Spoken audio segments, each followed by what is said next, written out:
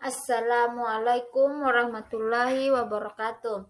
Perkenalkan, nama saya Nur Alia, NIM 20407550021 dari kelas C20D, mata kuliah Pendidikan Bahasa Indonesia. Assalamualaikum warahmatullahi wabarakatuh. Selamat pagi anak-anak. Apa kabar hari ini? Semoga semuanya dalam keadaan sehat, kuat, dan tetap semangat untuk mengikuti pembelajaran kita pada hari ini, walaupun dilakukan secara daring. Apalagi pada masa pandemi ini, jadi anak-anakku sekalian, jangan lupa selalu mencuci tangan, jaga jarak, dan tidak usah keluar rumah jika tidak ada hal yang penting. Jika anak-anak keluar rumah, tetap menggunakan masker dan selalu patuhi protokol kesehatan ya. Nah, sebelum kita memulai pembelajaran hari ini, alangkah baiknya sebelum belajar kita berdoa dulu ya anak-anak. Berdoa Ibu pimpin. Bismillahirrahmanirrahim. Rabbi zidni ilman warasukni fahman. Allahumma inni as'aluka ilman nafi'an wa rizqan thayyiban wa amalan mutaqabbalan. Amin. Berdoa selesai. Adapun pembelajaran kita pada hari ini yaitu tema 8, lingkungan sahabat kita, subtema 2, perubahan lingkungan, pembelajaran 1. Hari ini kita akan belajar tentang teks non-fiksi. Nah, tujuan pembelajaran kita hari ini adalah melalui mengamati, siswa mampu menyebutkan peristiwa-peristiwa atau tindakan pada teks non-fiksi. Apa sih teks non-fiksi itu? Baik, Ibu akan menjelaskan teks non-fiksi. Pengertian teks non-fiksi. Sebuah karangan atau teks yang dibuat berdasarkan fakta akan disebut sebagai teks non-fiksi. Setiap karangan yang berasal dari pemikiran dan pengamatan seseorang harus didukung oleh sesuatu yang nyata, kemudian disusun secara rapi dan sistematis. Contohnya, teks yang dibuat berdasarkan pengamatan objektif, hasil analisa, atau hasil penelitian. Nah, adapun contoh teks non-fiksi yaitu yang pertama buku ilmiah, yang kedua biografi, ketiga esai, 4 jurnal, kelima skripsi, penerbitan akademik, makalah ilmiah, makalah akademik, laporan buku, dan masih banyak lagi. Nah, teks non-fiksi memiliki ciri-ciri sebagai berikut. Yang pertama, memiliki pembahasan dengan bahasa formal, resmi atau baku. Yang kedua, menggunakan gaya bahasa denotatif, memiliki makna yang sebenarnya.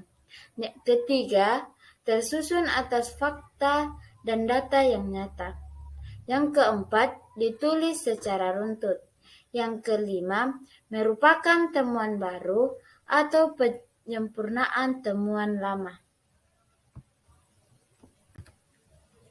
Nah, anak-anak, Ibu mempunyai tips dalam mengidentifikasi teks non-fiksi. Tips yang pertama yaitu, bacalah teks dengan seksama, lalu coba pahami makna setiap kalimat. Nah, anak-anak, jika kita ingin mengidentifikasi teks non-fiksi, alangkah baiknya terlebih dahulu kita harus mencoba memahami makna dari teks tersebut.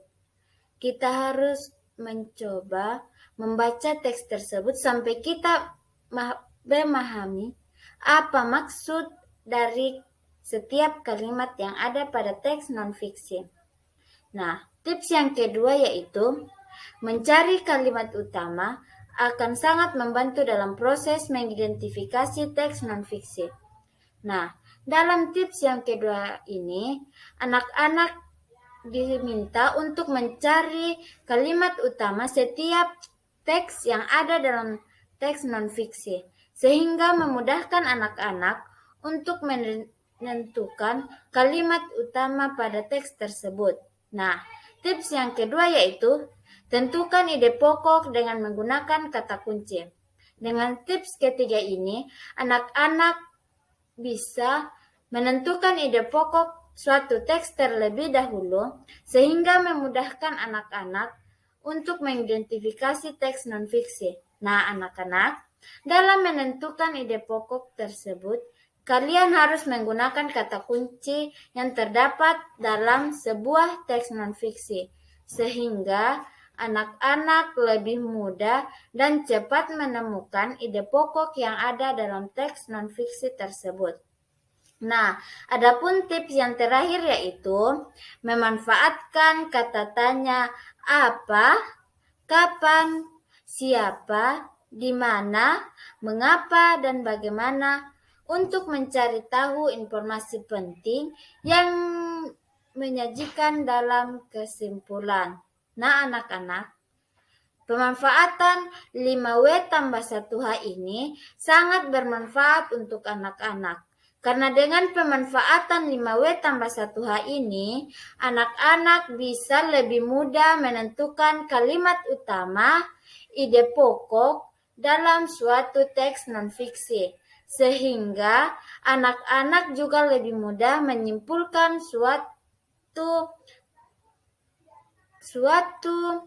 sehingga anak-anak lebih mudah menyajikan suatu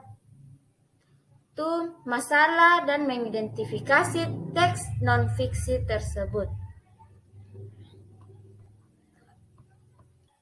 Nah, anak-anak, setelah kita mengetahui contoh, pengertian, ciri-ciri, dan tips dalam mengidentifikasi teks non-fiksi, marilah kita membaca salah satu contoh teks non-fiksi.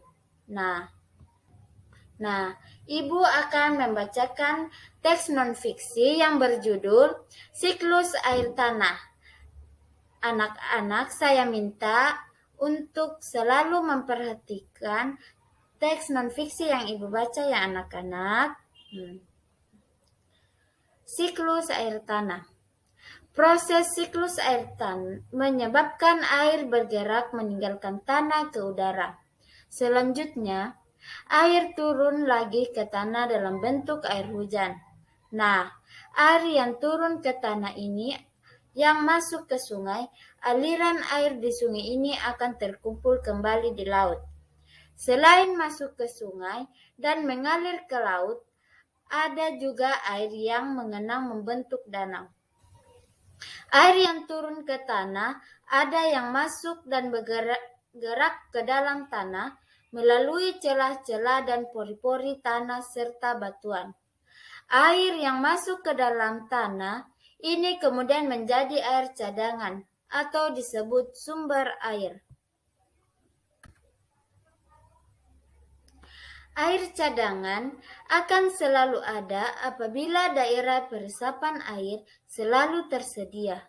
Daerah resapan air terdapat di hutan-hutan. Tumbuh hutan mampu memperkukuh struktur tanah. Saat hujan turun, air tidak langsung hanyut, akan tetapi air akan terserap dan tersimpan di dalam tanah.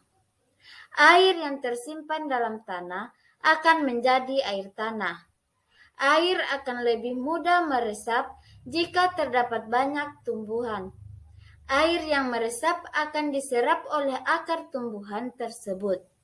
Adanya air dan akar-akar di dalam tanah menyebabkan struktur tanah menjadi kukuh dan tidak mudah longsor. Nah, menyimak uraian tersebut dapat disimpulkan bahwa keberadaan hutan sangatlah penting Hutan berperan dalam menyimpan air. Oleh karena itu, kita harus senantiasa menjaga kelestarian hutan. Saat ini, hutan banyak yang gundul akibat penebangan liar. Selain penebangan, hutan dapat rusak akibat pembakaran.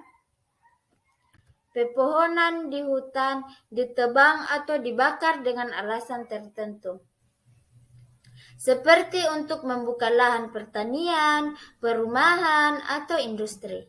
Kegiatan-kegiatan ini dapat merusak kemampuan tanah dalam menyimpan air.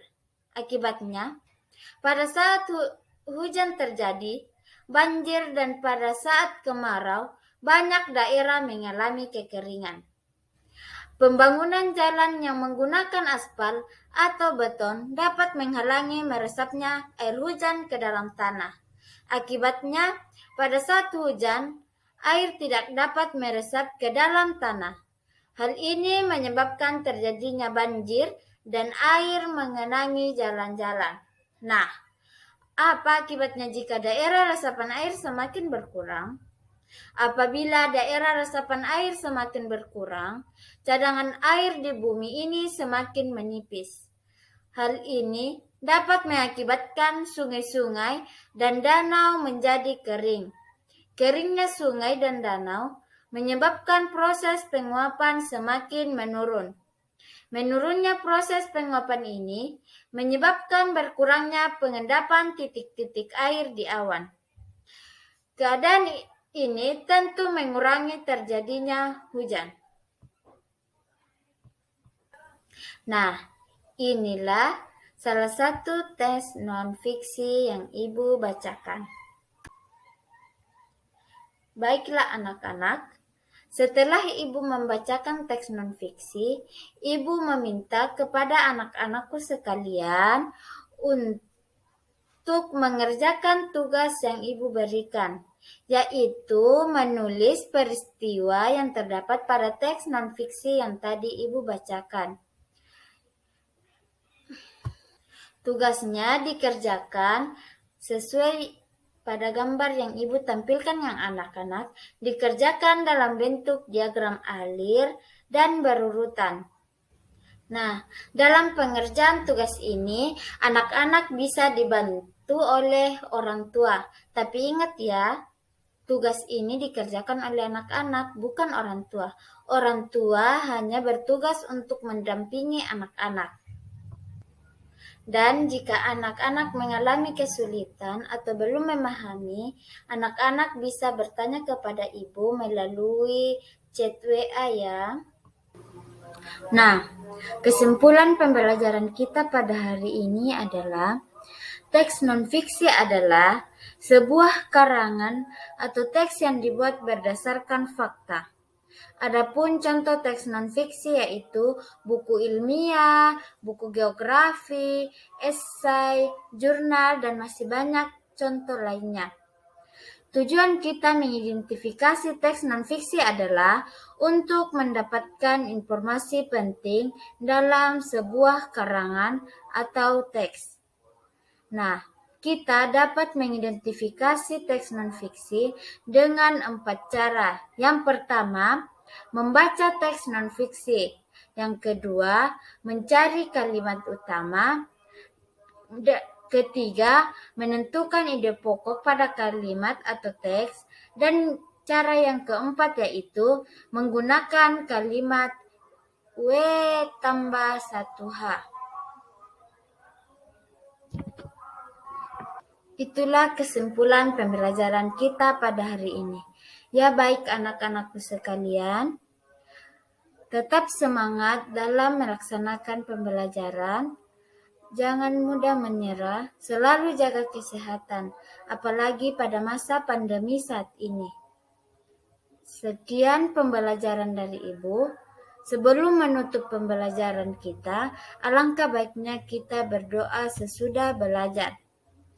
Doa Ibu pimpin. Bismillahirrahmanirrahim. Subhanakallahumma wa bihamdik. Asyhadu an la ilaha illa anta astaghfiruka wa atubu ilaik. Amin. Sekian pembelajaran dari saya. Apabila ada kekurangan kata, ada kesalahan dalam video, mohon dimaafkan. Kurang lebihnya mohon dimaafkan. Wabillahi taufiq walhidayah. Wassalamualaikum warahmatullahi wabarakatuh. Dan saya ucapkan banyak terima kasih.